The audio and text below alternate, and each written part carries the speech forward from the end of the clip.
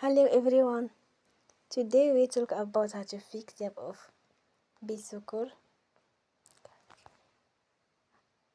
If we go to settings,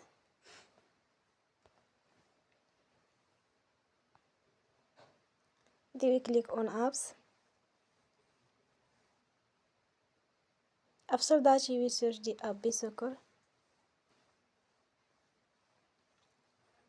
and you will click. Then you will on for stop. After that you will go to storage. Then we click on clear cache.